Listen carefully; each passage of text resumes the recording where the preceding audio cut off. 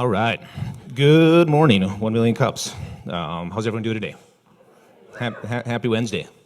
So our organizing team is a little short-handed today, so they're letting me MC. And Mary, I'm sorry. We'll still make it a great morning. But first thing I want to do is, I hope you noticed when you were walking in the entry, we had some beautiful art by artist Bill Bryan. He's our random active artist today. I'd like to invite him on stage to talk a little bit about his story and the work he does with Bountiful Rays. So let's give a warm 1MC welcome to Bill Bryan.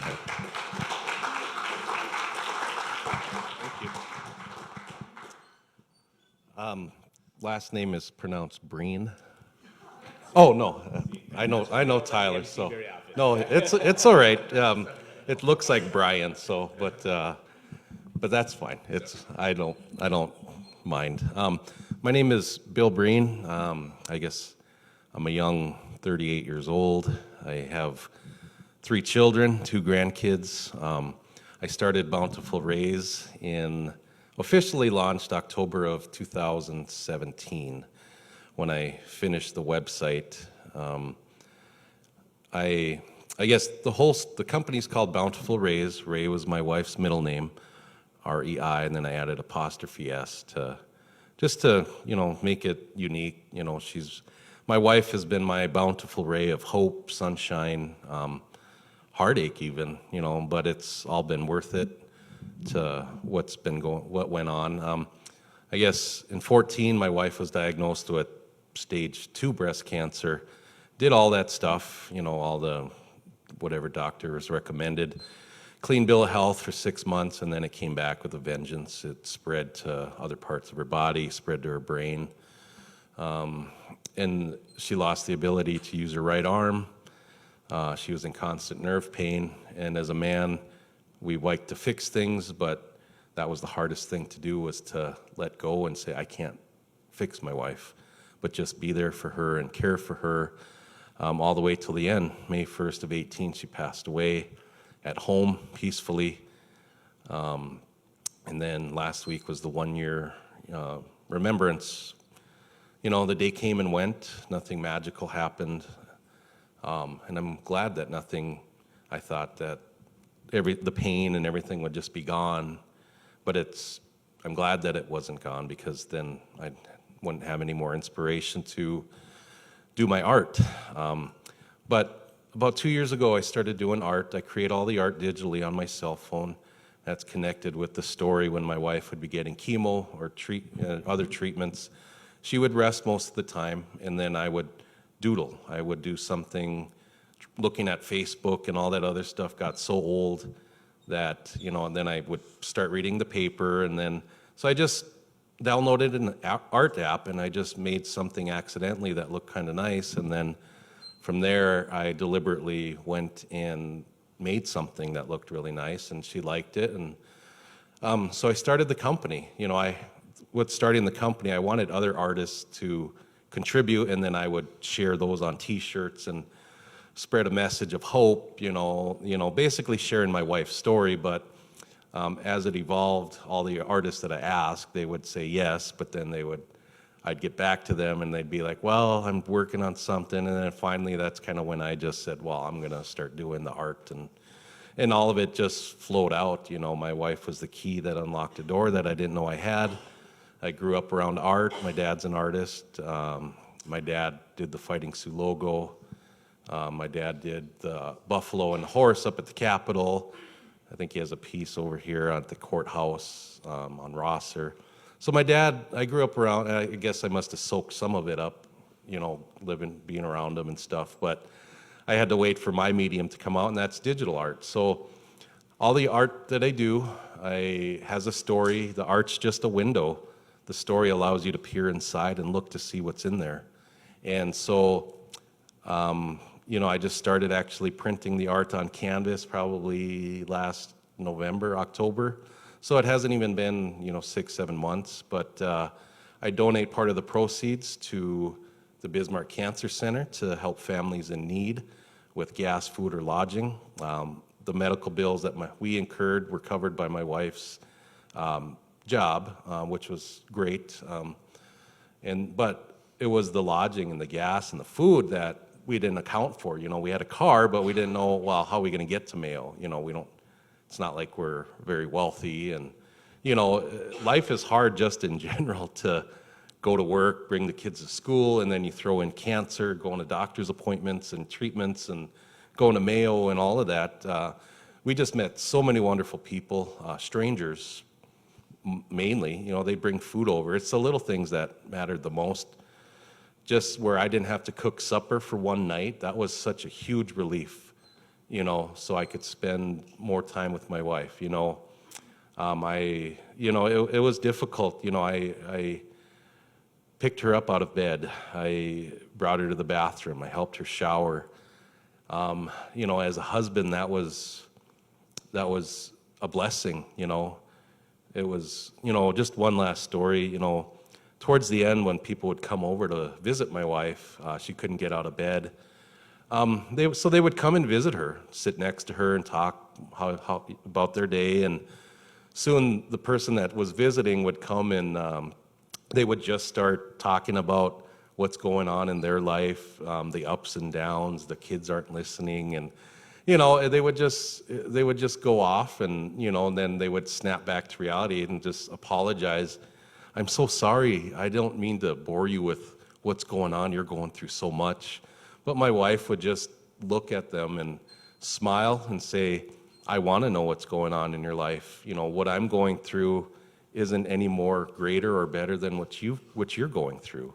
So, when we meet people that are going through cancer, and we kind of complain about the small stuff, like, oh, there's going through so much, and I'm just going through these little things. My wife saw every little opportunity as another chance to love more, to give more. So someone on their deathbed saying to someone that isn't ill, what I'm going through isn't greater than what you are, that just blows me away. Seeing that, hearing that, being a part of that. And I guess the last story, when my wife passed, May 1st, 9:10 p.m., she passed. I wrote the time down on a sticky note. I put it on the mirror in the bathroom, and I didn't know what 9:10 meant for a good month or two. Finally, I realized 9:10 is the day of my birthday, September 10th. So I like to think that was her last little act of telling me she loved me. She passed away at 9:10 p.m., September 10th, my birthday. So, and I didn't realize that for a couple months, and I just broke down when it came over me. And I know that this is something good, and that, to share her story, but also the story of all of those that we know through art, and just to give back.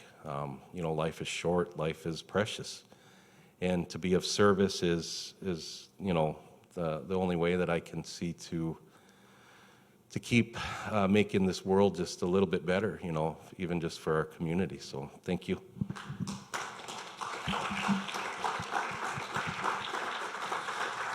Thank you, Bill. If you're looking at his art out there too, he has those postcards with his art printed on there, and there's stories. Each piece of Bill's art blends imagery together, and there's meaning behind the different images and why they're blended together that way. So I'd encourage you to take one or two of those and look at those, because they're really powerful to see. So thank you, Bill. All right, so if we could, time to do some house cleaning. If you could, how many first timers do we have here today? Just a few. 2 or 3, okay. If you're a first timer, I encourage you to download the 1MC app and check in. This allows us to track our numbers, how many first timers we have showing up. Also a great way for you to stay in the loop on what's happening with our 1 Million Cups community. So for your first timers, please download the app now. For people who have been here before, already have the app, now's the time to pull out your phone and check in if you could, please. Also, here is our sponsors. So you do have to pay for rent here at the stage. You do have to pay for coffee every week, so we have some expenses associated with 1 Million Cups. These organizations help us, support us in paying those expenses, and allow us to have this time every Wednesday morning. So if you see anybody from these organizations, please give them a big thank you from the 1 Million Cups community. So 1MC, for our first timers, or as a refresher for those who have been here before, is a free weekly program, gives 1 or 2 local startups the opportunity to pitch their idea and engage their community for advice and feedback. So we want to develop and nurture a community that's supportive of the entrepreneurs, the makers, the risk takers, the doers in our community. And we think we have a pretty awesome supportive community here. We see lots of familiar faces here every week, and it's awesome to have everybody here every Wednesday morning. So can we change the face of our startup community by connecting local entrepreneurs over 1 million cups of coffee, by getting together for this weekly dose of entrepreneurial and inspirational energy every week. So one thing, if we're doing any social media this morning, make sure to use the hashtag 1MCND. We will have Q&A going on afterwards. If you want to ask a question on social media, you can by using that hashtag. And Laket is on social media. She'll be asking that question for you if you'd like to. So, all right, with that, I think we have some community announcements. So anybody with a community announcement, if you could come up to the front of the stage here.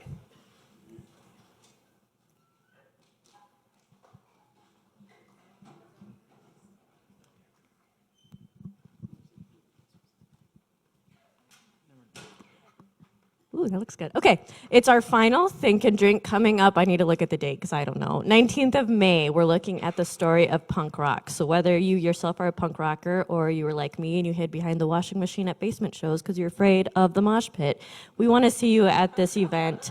So it is at Laughing Sun. Tickets are $15, but that includes a delicious drink. So tickets are available online or at the door. Hello. So I'm usually here to pitch Code Connect, but I have a kind of a cool announcement. We've partnered with the local Girl Develop It chapter in Bismarck with Code Connect, and now we're offering coding classes for people that are interested in learning how to code. So we have one coming up May 18th. It's a Saturday class. It's an all-day class, and that's for intermediate HTML and CSS. So if you ever been interested in learning how to do maybe web pages or a website, Jim's going to be teaching this class, and you're going to have a full working website at the end of this class using the latest web technologies. So it's only $80 for the whole class, and that includes lunch. It's going to be at the Idea Center. For more information, you could go to meetup.com/CodeConnect, or you can go to our Twitter or Facebook accounts, CodeConnectND, in either of those social media sites, and find more information how to get your tickets there.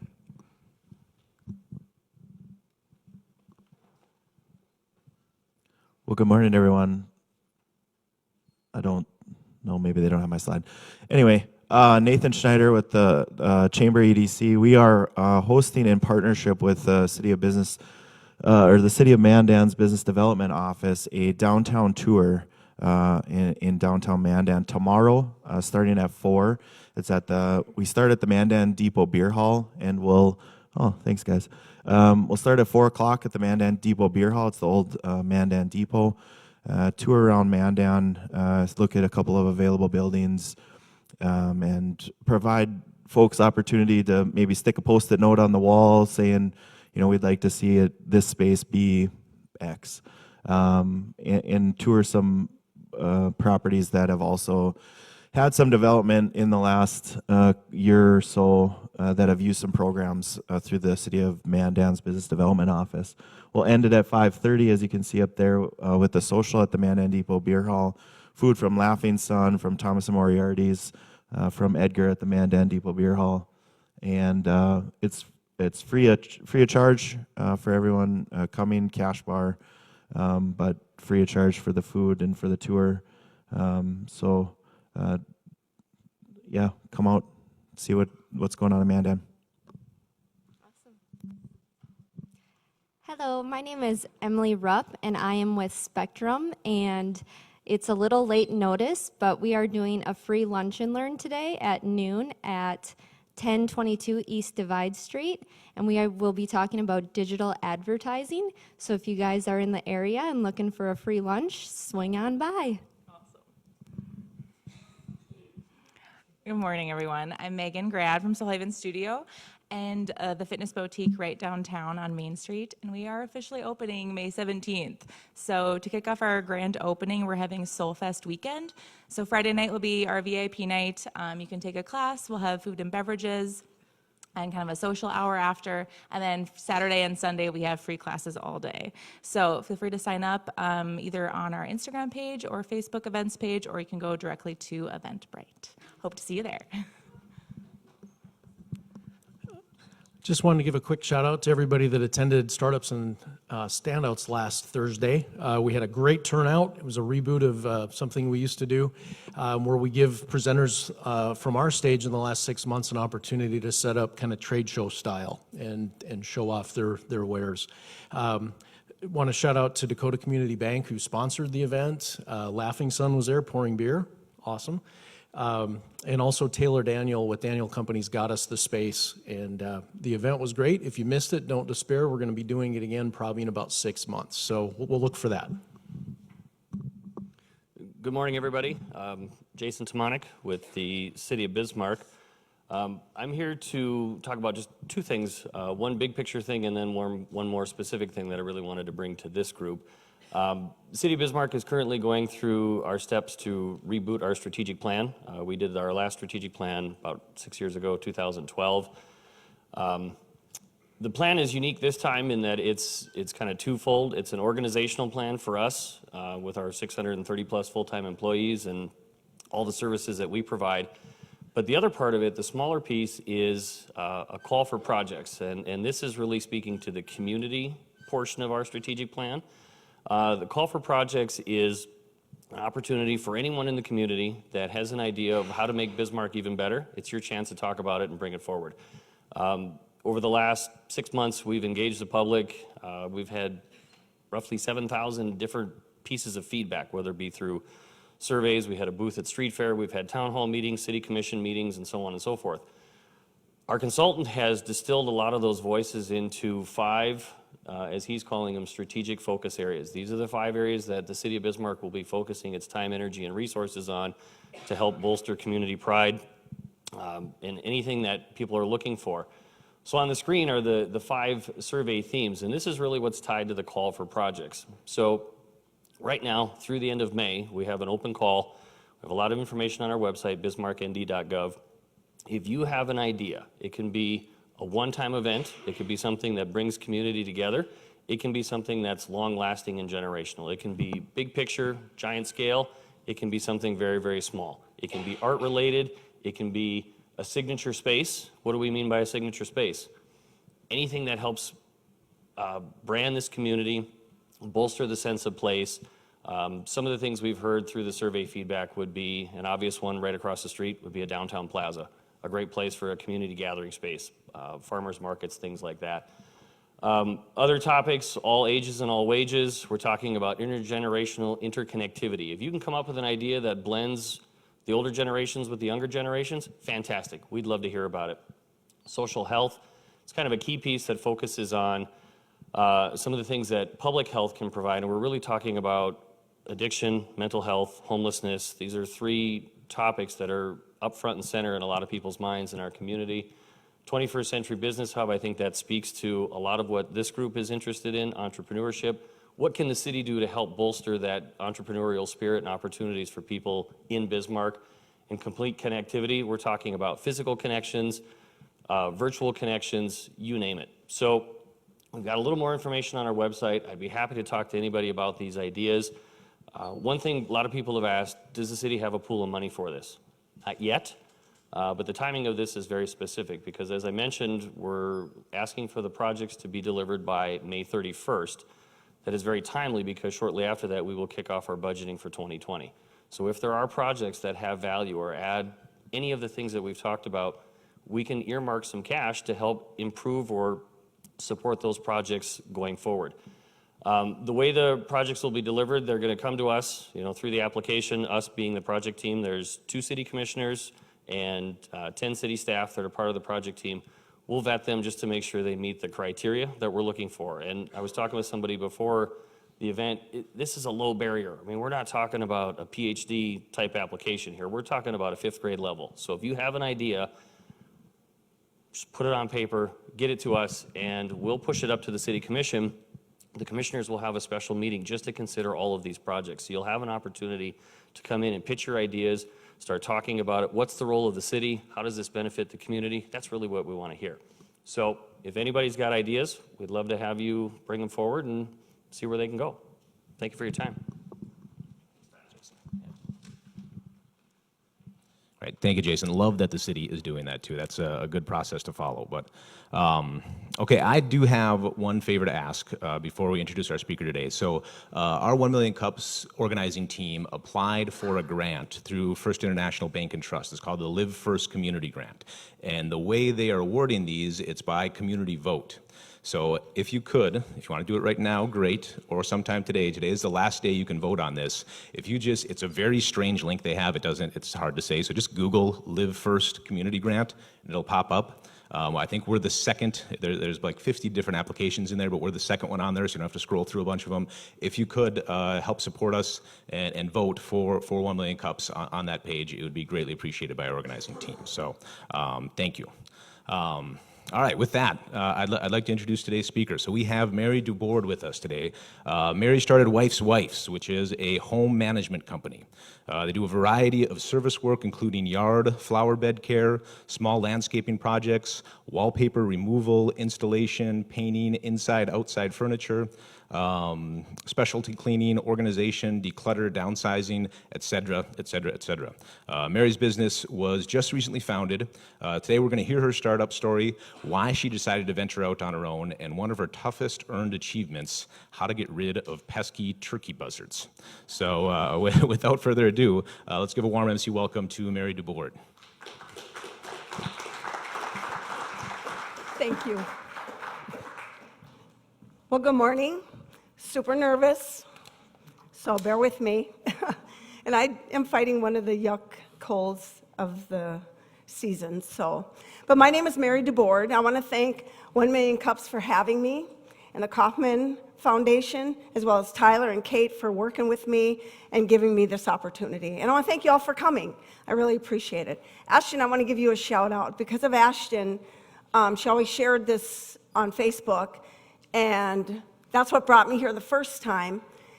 And I thought to myself, oh, this isn't for me. I'm not an entrepreneur. And I was sitting over there, and I Googled entrepreneur, and it says a person with a dream or a vision that starts a business. And I went, well, wait a second, I am. I might not be out doing technology or other things, but I have a skill. And so my business is called The Wife's Wife, and I started it in March of 2017. My motto is do good work, make good money, and serve others well. And so I continue to try to achieve that. First of all, I'm a Bismarck native, moved away for a while, but came back, and just a mother, wife, grandma, and a friend. I also do volunteering with youth, and that's actually how I first met Ashton many years ago. Anyway, I've always had side hustles, be it selling Avon, home decor, delivering newspapers to the hospital, and in the middle of the night when my little boy was young, so I could stay at home and do the mom thing. And I did some cleaning. And when I was cleaning, one of the places I cleaned was my church. And during my quiet time as cleaning, because really it's mindless work, I did a lot of praying, and I had an idea to start this business. And I will tell you that was 15 years ago. And but there was something about that security of a paycheck that I couldn't walk away from. So kudos to all of you that can walk away from that and start your own thing, because that's huge. That's scary, and I wanted to contribute to the family, but I wanted to make sure I could do it. So fast forward to, so God gave me the idea to start a painting business, and I freaked, and I went, no way, I can't do that. I thought about it, had a name, was kind of ready, but then I freaked, and I'm like, no way. So I basically went into corporate world, worked for Aetna for a number of years, and did little side hustles all along the way, cleaning the church. I managed a woman's home. She's an entrepreneur. She started a business up in Williston, and so they have a Bismarck home. She hired me through word of mouth to take care of her house in Bismarck. So I do from A to Z in her house. If the kitchen needs painting, I paint it. If the house needs cleaning, I clean it. I don't really like cleaning, but I do it. And now at this point in my life, I really don't take cleaning jobs. People ask me to do that, but there's other people doing that. I do try to keep myself doing the things that people aren't really doing because there's a need in the community. So Sherry is the lady I manage the home for, and one day I'm over there, and her husband comes in the room and goes, "Oh, is your wife here?" And she kind of looked at me and she goes, "You don't mind that they call you that, right?" And I said, "Oh, I don't care." And that started going around in my head. The wife's wife. Every wife needs a wife. The women, excuse me, and men, I'm not saying you don't, but most women shoulder the home on them. They take care of it. They call the repairman. "We need this done. I want to paint that room," or whatever. Most women give the idea to their husband, I'm just saying, or to their partner, whatever. And so that mulled over in my mind. I'm working in somebody's yard, and the neighbor comes over, and she just wants to know who I am and what I'm doing in so-and-so's yard. And I just said, "Well, I'm just cleaning up her flower beds." And the neighbor says, "Oh, well, why can't she do it?" And I said, "Well, you'd have to ask her that, but I'm just doing what she asked me to do." And I said, and I was sitting here as I'm pulling these weeds, because, yeah, I pull weeds. I said, I'm thinking about naming a business, starting a business called The Wife's Wife. And she goes, "Oh my gosh." When I worked in the 40 hours a week and she was retired, I always said I needed a wife. And I've heard that more than one time from many people. And so that's where the name The Wife's Wife came from. My friend Lynette, when I shared with her my idea this was in 2016, she goes, "Well, you've been talking about it for years. When are you going to do it?" And I was like, "Oh, okay, I'm going to quit my job." And so I didn't. But God heard my prayer, and my company, Aetna, offered early retirement. All the numbers added up, and I took early retirement. So that was my catapult out of there. And so I planned this all from, I think in September was when I was approved. And in March, I registered my name with the Better Business Bureau, excuse me, not the Better Business, the Capitol, the state, and became an official business. So I took early retirement, established it in March 2017, and I became a licensed contractor March of this year. I didn't think I qualified for that just because I don't build things, but for certain things you just kind of need that stability, so I went for it. So here's some of the work that I do. This is Marlene and Earl's house, and they're getting up in years. And one of the things, I'll just kind of back up a little bit, is when I started my business, I'm like, how do I do this? So I put an ad in the newspaper. And to be honest, I thought my demographic would be soccer moms and dads and middle-aged with families, and they're going to practices. I really thought that was my demographic. But maybe it's because I put it in the newspaper. My first year was mostly I worked for elderly people that wanted to stay in their home, that wanted to keep their gardens the way they kept their gardens, that wanted window well covers put on, that just wanted different things done that, they had to rely on their family. I'm sitting getting a pedicure, and I shared my business plan with the lady next to me. She goes, "Well, I hate going to my in-laws because they always have a honey-do list. And so I want to be that person that can fill that so the families can continue on with their family relationships instead of somebody always wanting something." So anyway, this is a flower bed for Marlene and Earl. They're getting up in years, and they want to spray their weeds in the back, and so they wanted us to put in some pavers, and of course their vines were all overgrown, so we cleaned up the back behind their trees because they wanted to spray their weeds. But they were elderly and they couldn't really walk on the rocks, so that was fun and messy.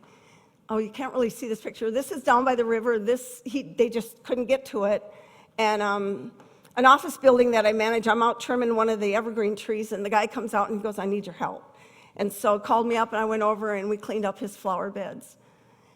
This is Bev. She's been a friend of my family's for years, and we just cleaned up her bushes. This is Connie, and I just clean up her yard a little bit. And these are some other yards that I've done. And when I basically started out doing yards, and I never thought about winter. I knew I wasn't going to shovel snow. And so winter came, and I had to find other things to do. But this was Linda's, and she had just threw those bricks down, so we cleaned it up and made a new border around her flower bed. And this lady, this was Carmen, and she had pipe trouble. As you can see her pipes there at the top. She had trouble with her pipes, and they had to bust up her concrete, but she couldn't really afford anything. So bright idea, Band-Aid, we fixed it up and made it look kind of nice so that she could walk across it and just kind of put a nice touch on it. And then this is just another couple that just wanted their yard cleaned up or their border. And this is Carol. And Carol says to me one day after I'm done trimming her bushes, "Do you ever rip up carpet?" And I'm like, well, I haven't, but I'm sure I can. So we tore out her carpet, and then she had her hardwood floors that were underneath, and she knew they were there. And I tried staining them and making them look good, but that didn't work well. Well, this year she went on a trip, and every time she goes on a trip, she says, "Mary, come over, paint the kitchen, or do this or that." And this year she asked me to fix her hardwood. And I found this great product, and so we refinished. I didn't have to sand or strip, but we finished her hardwood floors and made them look new again. And when she goes to the farm this summer, we're going to do her bedroom floors because she hasn't done those. So I have a lot of repeat customers that I get to do. But winter came, and I had to figure out how am I going to make a living in the winter. And I thought, well, I can paint. I've been painting for years. Kitchen cupboards, I think I painted in one house 4 times. I don't know. Anyway, so Connie called me to paint actually the house she was living in because they were going to put it on the market. But then she called me 2 days later and said, "Oh, guess what? We bought a house. I need you to paint it." And so I'm going, what? So I look it up on Zulily, and it's a 5-bedroom, 3-bath house, and she wants every room painted. And I'm going, what? Okay, sure. And I'm freaking out, and I said yes. And then I go over there, and she shows me the house. And we used 14 colors in that house. Every room had an accent color. And, it's her house. It's not my house. I do what she asked me to do. And she said to me, everybody's doing the same colors, but I like color. And I just encouraged her and told her, you know what? Your house is very joyful. That's her garage on the far side there. That was a marine blue. And 3 coats. 3 coats of paint on that thing to get it saturated well. Along with that, I had to hire a crew. And this is a tray ceiling for Chris. He just wanted a darker accent on it. And some garage doors that they wanted painted. It's just weird stuff that shows up. This is a fireplace, the 1970s fireplace. This is the second one I did. Total transformation in the room. So paint is just a great medium to work with, to just do fun things with. And I started getting into wallpaper because I guess I just did, and nobody was really doing it. And this was I didn't think it was going to look good, but it was really super cute in her house. So, and then I also paint furniture. This was a piece that I painted for a gal for her birthday. And, we just recarpeted and tiled some steps. And, if I don't know how to do it, I Google it, and if I still don't think I can do it, I'm not going to do it. I'm not going to chance getting into something I can't handle. This is just another piece of furniture. She wanted turquoise for her room and brought it over. I wanted to keep it because it was a super cute cabinet, but I had to give it back. So, and where I am at today is, the reality is, this is my painting crew. I could never have done that 5-bedroom house without this crew. My daughter Justina's here. This little gal over here, Abby, she made my PowerPoint. That's my daughter-in-law. And then my son Noah, he works with me. He's my heavy lifter for most of my things that I need help with. Justina's been helping me wallpaper. And so far, it's a family affair.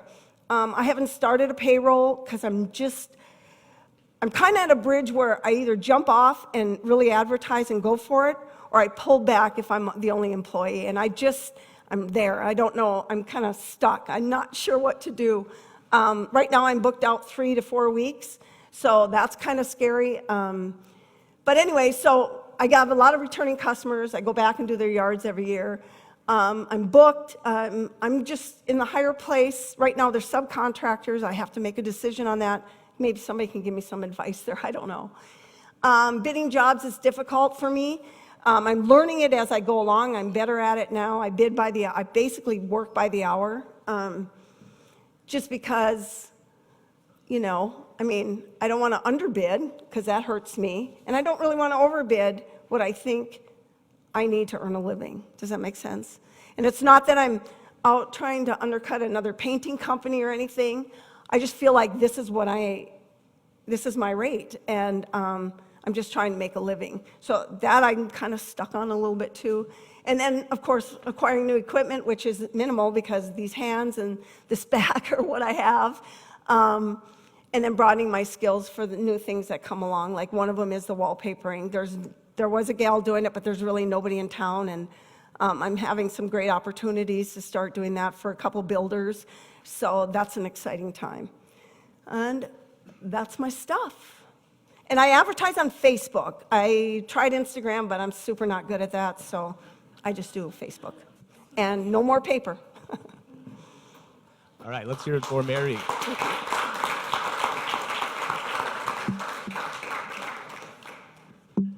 Sweet. Well, Kayla or Evan is our mic. Kayla is our mic runner today. Or Evan or Kayla. Evan's going to be on it. So raise your hand if you have a question for Mary. And then, like I said, if you don't want a mic in your hand, rather ask on social media. Use the hashtag 1MCND, and Lakin will take care of it for you. So, first question I have for you, Mary, is you have just a get it done attitude. like I think it was Marlo that was it Steve Jobs, Marlo, that said, "Sell first, build later." Yeah, so that's a quote Steve Jobs had, but that seems to be your attitude with this too, is that people are asking you, can you paint or can you do furniture, repurpose furniture or hardwood floors? Can you speak into that a little bit about taking on those projects, and do you try to budget how many hours you're going to have into that, and how has that gone in terms of how accurate you are, how much time you think it's going to take versus how much time it actually takes you? Well, first of all, if I'm like me, and I always treat my customer that way, I think they wanted it yesterday, even though they didn't know it. They don't want to wait till today to have it done. So I sometimes get overwhelmed a little bit with that, where I'm trying to get it done because, like I said, I treat them like I think I am, where it's like, man, I want it yesterday. I thought of it today, but I wanted it really yesterday. So that's kind of how I work, and that gets me into a little bit of trouble with scheduling. But I'm sorry, what was your question? Just wondering, have you been pretty happy with how much time it's taken you to do some of these projects that you're doing for the first time, or has it taken you, especially with the hardwood floor? I imagine that's one that you don't have to do very often. Well, that was a lot of elbow grease. And no, so she asked me, and I had just refinished a table for a lady, and I found a great product. And so I thought, I'm going to try that product on her floor. And miracle upon miracles, it worked. I even walked out of the room and came back in and looked to make sure it was still looking as good as it was. And she came home and she goes, I'm overwhelmed. I can't believe that floor looks like that. So I guess sometimes they take a little bit longer than I would like them to, and that comes into my scheduling conflicts where, if I think it's a 3-hour job and it takes 5 hours, all right, I'm pushing the next guy back. And I really don't like to work like that because I want to show up. I want to be there when they want me to be there, when we talk about it. Another thing that affects me is the weather if I'm working outside. So, I just try to get it done, and I think I can do anything sometimes. It gets me into trouble. I've got a quick question.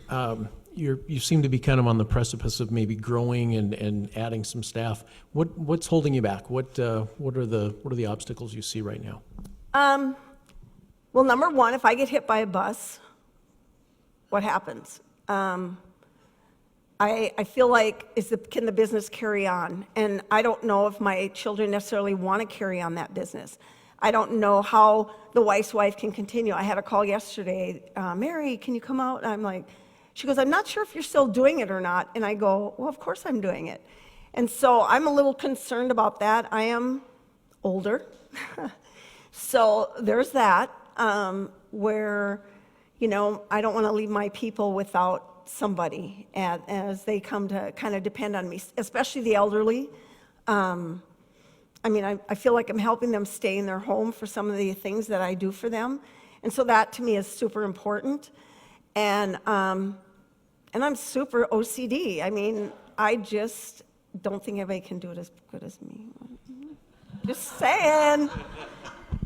Justina, you can. I know you can. Hi, Mary. Thanks for talking today.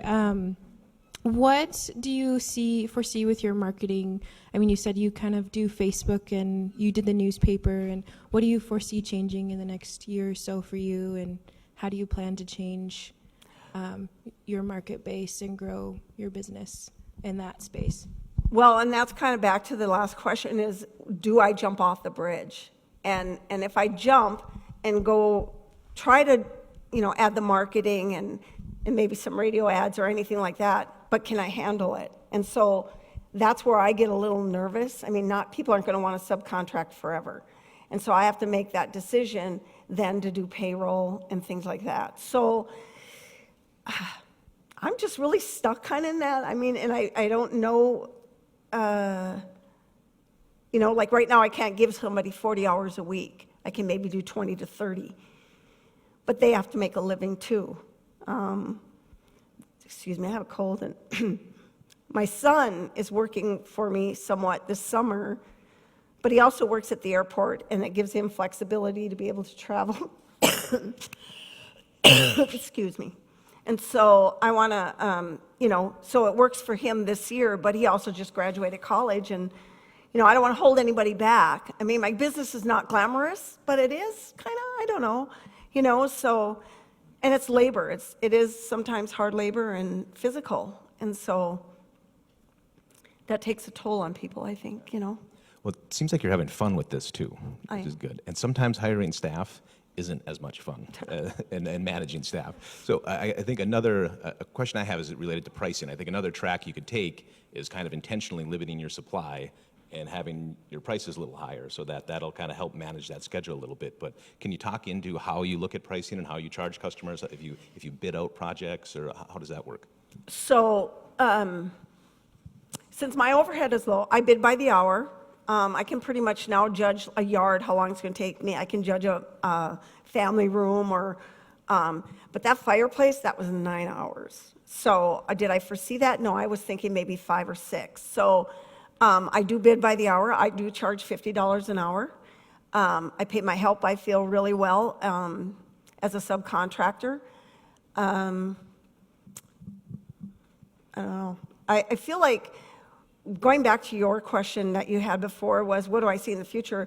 I believe if I would have started this business 15 years ago, and I firmly believe that God showed me that I would have had probably vehicles driving around town doing those extra services that companies need, those 1 hour. I do a 1 hour minimum. I have noticed, and that's to your question, the yards I did this year, I did them way faster than I did them last year, and I'm going, that's a drop in pay. But who likes to pull weeds? I don't like to, so I get out there and I get the job done because it's a sucky job. I mean, I'm just saying. That leads to another question. You're adding more and more that you're doing, right? You have yard work. It looked like there were some topiaries in there that we saw, hardwood floor, furniture, painting, all those different things. Have you thought about scaling that back to just projects you really enjoy or projects you get paid more on? Or do you kind of want to be a one-size-fits-all where we'll take on any project you have for us? Well, so the reason I'm diversified is because winter came, and I had to find something to do indoors. And the first year I tried seasonal decorating, and there really wasn't, and of course I'm advertising in the paper and on Facebook, and there really wasn't anybody that wanted me to come in and put up the Christmas tree and well, Sherry has me do everything, but that wanted me to come in and do their seasonal decorating. So it was like, man, I got to find something else. And so then I kind of included started painting and, just little odd jobs like, I don't know, cleaning for Mary Alice because she has vertigo and can't bend over, or just a little different things that I just had to keep the finances coming in. So as far as changing things, I've thought a lot about that. I am older, and so the body doesn't always work as well as when I was 20 years younger, and so yard work is hard. The other day I cleaned up for Connie. I cleaned up, I had 25 bags of pine needles and tree trimmings and leaves and yeah. And so it's hard work, and I really enjoy the indoor, the painting, but I like the outdoors, but I really enjoy the indoor and the painting and things like that, because I'm good at that, and I just really like that. So making more money or something like that, I guess I could do that if I cut out the yard work, but then what does Mary do because she likes her flowers and her garden and her yard? So, and I suppose I could just do my recurring customers and then limit myself to that rather than taking on new yard people. But there's such a need out there. I get, Facebook, and I know people, I'm expensive, I know that, and so there are people that don't hire me for that, or there's people that'll say, well, I can afford 4 hours, we work for 4 hours, and I'm like, sure, that's fine. And I work with people. That wallpapering project, she wanted to learn, so her and I did it together. And, if people want to do that, another gal, she hired me for 10 hours to paint her family room and her hallway and her living room, and she did the other part. And so I kind of work with people that way. Yeah. So. Question over here. Hi, Mary. Thanks for being here. This is not a question from social media. I just want to know about the turkey vultures. Oh, yeah. So I don't know how that got on the thing. But so in all my work, Mary Ellis's son hired me to manage his office building. So I'm the go-between. He has a big office building on Tyler Parkway. And I'm his go-between. I take care of all the day-to-day tasks at the office. And we had a problem because we're right at the last Tyler Parkway. Down the ravine is not game and fish, wildlife, waterfowl, what is that in that ravine? On the way to Promontory Point? Yeah, Ducks Unlimited. Well, turkey vultures would land on the deck and mate and do all their things that they do there. And they also poop. And so one of my first jobs working there was cleaning buzzard poop off the deck. White buzzard poop. That's greasy and oily and doesn't come off easy. And that's what was one of my first jobs when he hired me. And so I did that, and he said, I've been trying to get rid of those buzzards for years, and I want to put spikes on there, but Game and Fish says, they're not endangered, they are protected, so you can't harm the buzzards. And they're really ugly. Anyway, so thinking I was calling Game and Fish one day, and one of my things is I really want to impress my employers. I really want to impress my clients. I kind of try to create a need so that they will hire me back. And I thought I was calling Game and Fish, and I ended up calling Wildlife Services, which is federal. And I explained my problem, and they said, we got just the thing for you. So I had to go get a taxidermied turkey, drop it over the railing, and down at the bottom were the buzzards, and I dropped that thing over the railing and tied it on the railing. You have to leave it the first time I left it 10 days, the second time I left it 2 weeks.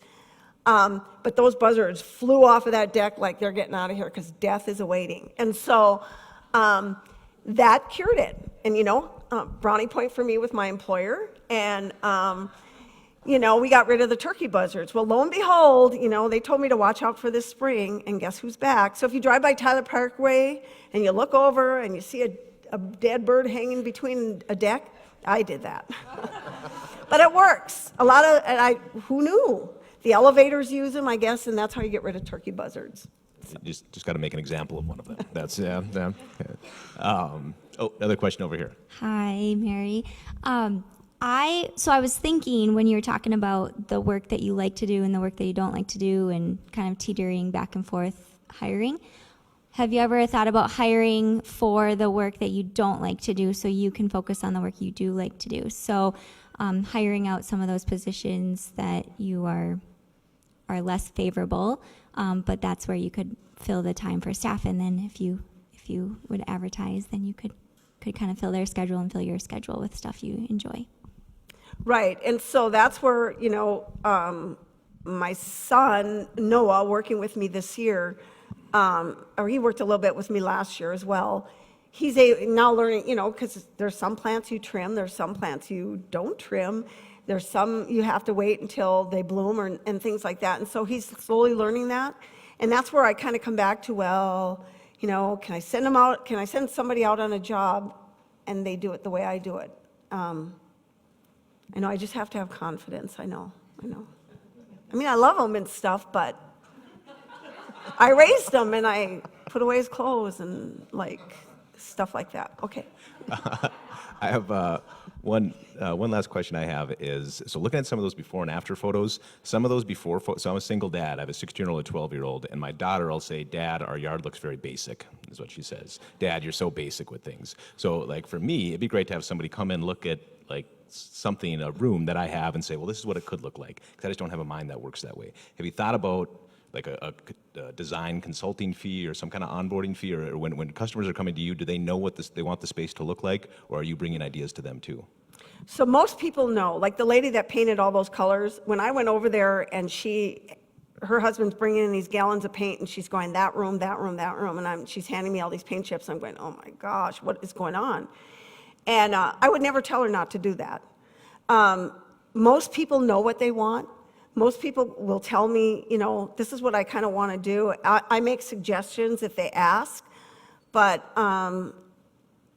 like if you were to ask me to make suggestions and stuff, I would do that. But if they have an idea, that's a valuable idea. That's what they want done. I might tell them an easier way to do it, or how about this, or something like that. But my goal is always to do what they want. I maybe wouldn't do it that way, but yeah, I want to value what they want done. And so I really hesitate to make a different suggestion unless I'm asked. You're trying to make their vision a reality. Right. So, yeah, gotcha. Good.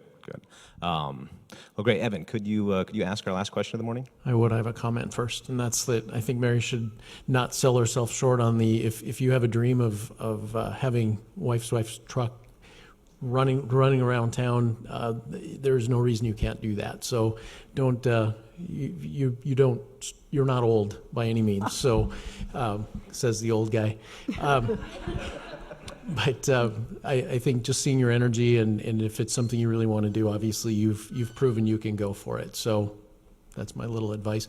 And then also we always like to ask the same final question, and that is, what can the Bismarck Mandan Million Cups community do to support the Wife's Wife and on your journey? Well, I just ask that, that you check out my Facebook page. I post most of my work on there. And word of mouth is a great advertisement.